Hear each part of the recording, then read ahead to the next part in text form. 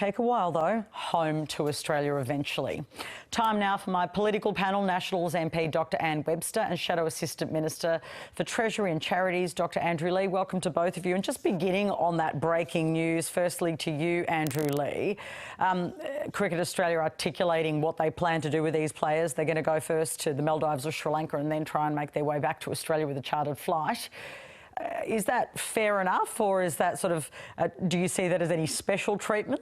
They clearly can't get back to Australia any earlier than anyone else. Well, I'm glad that their safety is being looked after, PK. I certainly wouldn't want anyone to be placed in jeopardy where that wasn't necessary. But I'm sure the many Australians, the 10,000 Australians who are in India at the moment, would be looking at this wondering how they're going to be treated.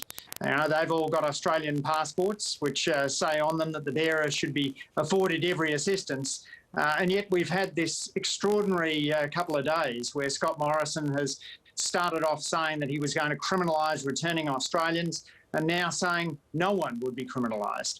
Now, it takes something special for the Prime Minister to be attacked by Andrew Bolt, the Institute of Public Affairs, and have 8 coalition MPs distance themselves from him. And it just shows the ineptitude with which the Prime Minister has been managing these issues during the pandemic. Quarantine is a federal responsibility, Section 51(9) of the Constitution, and Scott Morrison hasn't taken on the responsibility of setting up purpose-built facilities to ensure that we can get people home, the 35,000 Aussies home, without seeing a spread of COVID in the community. Dr Anne Webster, that point that was just made by Andrew Leigh, that all of the Australians still stuck in India, and there are many, won't be able to go to Sri Lanka or the Maldives. Does this sort of create a sense of unfairness for them, that clearly the cricketers are going to be able to, because Cricket Australia will assist them, get out of India, but they can't? Well, Cricket Australia, thanks for having me, Patricia. Nice to meet you. Cricket Australia, of course, has the ability to make decisions for its players and its teams. They have the funding to be able to do so. They're not breaching the Biosecurity Act because they're not coming into Australia. They're going elsewhere.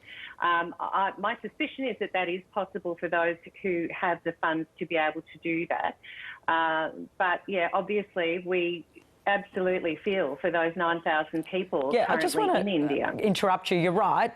There's nothing stopping people, but you've just nailed it there. Have the funds to do it. It's a pretty expensive exercise to try and get yourself into another country and then back through to Australia.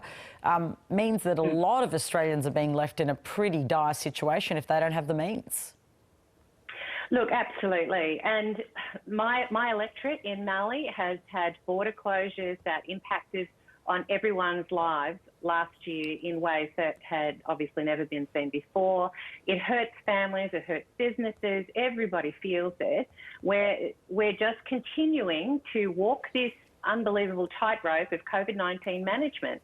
And ultimately, the decision that the Prime Minister, the Minister of Health, obviously, on the advice of the CMO, has made is all about risk, mitigating risk and proportionality. And in this instance, when we've had such a rise in positive cases from 10% to 57% in the week before the ban was announced, they have to make the decisions. You know, they've got to have broad shoulders and the ability to make those tough decisions.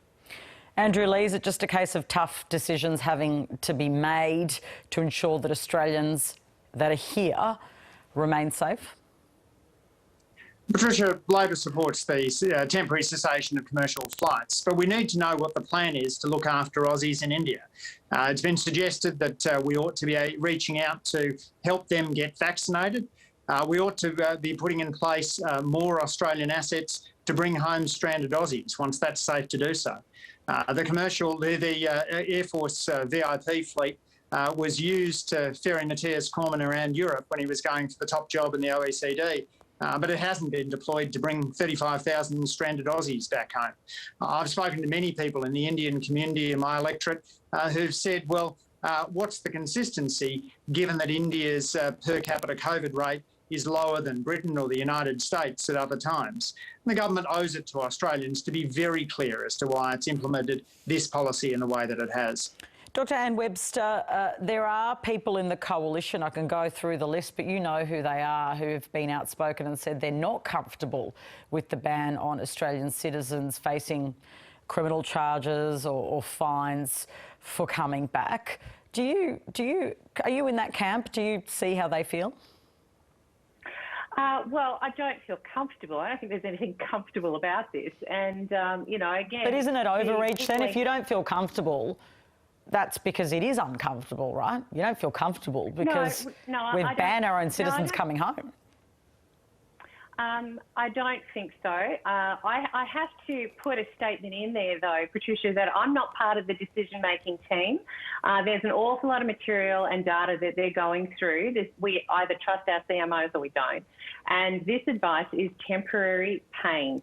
A lot of what we've gone through in COVID-19, I still have constituents who are stuck in Holland. I mean, I could reel off story after story of heartache in families who suffered over this period of time. The proportionate measures are as minimal as they need to be to achieve the outcome, but are obviously not painless. And that's the sad part that we have to just deal with. Andrew Leigh, this point has been made by many, not just Dr. Anne Webster, but I've heard others say lots of limitations to our lives have been made, border closures, all sorts of things. People haven't been able to travel even within Australia to see, you know, to go to funerals for loved ones. Is it just one of those things that we have to sacrifice during this time? We can do an awful lot better in bringing stranded Aussies home, PK.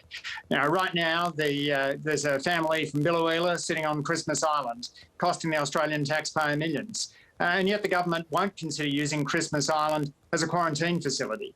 I was recently in Victoria, went for a run to Point Nepean, where there's an old quarantine facility. We used to have these purpose-built quarantine facilities in Australia, but that notion of ensuring that we've got safe quarantine just doesn't seem to have entered the heads of the federal government. They've been as incompetent on the quarantine and therefore on returning stranded Aussies as they have been on the vaccine rollout, where they'd promised that we would have 4 million Aussies vaccinated by the end of March, hopelessly missed that deadline. Now in the United States, you've got half of adults who've gotten a jab. In Australia, it's a tiny fraction of that. If we don't get vaccination done and we don't get quarantine done, well, what's the point of the Morrison government? Dr. Webster, would you like to see more quarantine facilities built, and does the Commonwealth have an important role there? Look, I think the expansion of Howard Springs is timely, and I certainly look forward to that taking place in order to manage quarantine very efficiently. I think, as Minister Hunt said today, it's the one site that hasn't had breaches. It is really concerning that the Victorian State Labor government has still got, and the reports today are quite clear, that they still don't have quarantine under their control. I would take up Andrew's point that it's just a federal issue. The reality is that quarantine must be managed by health workforce and by police, which is run by the state. These matters must be managed in a collaborative way, and the federal government oversees and puts a tremendous amount of funding into our COVID recovery and how we're managing going forward, and the states have their part to play. Look, just finally looking Section forward. 51.9. Okay, I'll let you have a right to reply, Andrew. Patricia, Section 51.9 of the Constitution has it there in black and white. Quarantine is a federal responsibility. Can you imagine Alfred Deakin or Robert Menzies or John Howard saying, oh no, not my problem. Might say it in the Constitution, but that's an issue for the states and territories. No, they would have taken on the responsibility of putting in place a purpose-built quarantine system that saw stranded Aussies come home and allowed them to enjoy the rights that are written on every Aussie passport. Just looking forward to next week's budget and staying with you, Andrew Leigh. Obviously, the government plans a pretty significant package around women. Childcare's already been announced. What will you be looking for? We'll be looking for a comprehensive childcare package, PK. We know from what's been leaked out that the government's childcare package will probably only impact about a quarter of the families that would be assisted by Labor's package, and wouldn't start until the middle of next year, when families need help right now. We'll also be looking for what it does to speed up the vaccination process, because if you're going to get higher education, tourism, the arts going again, then vaccination's got to be at the core of that. We've languished terribly in vaccination, and that's not just a health issue, it's an economic issue as well. Josh Frydenberg once said that state government lockdowns were costing the economy $4 billion a week. Well, the federal slowness on rolling out the vaccine must also have a multi-billion-dollar cost on the economy.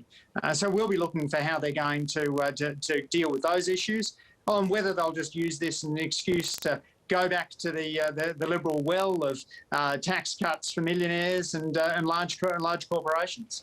Dr. Webster, clearly the issue around the vaccine rollout has been significant, and it is having an economic consequence, there's no doubt about it. I mean, we're seeing this case in New South Wales. We hope it doesn't get worse there, of course. Have you been frustrated by the pace of the rollout?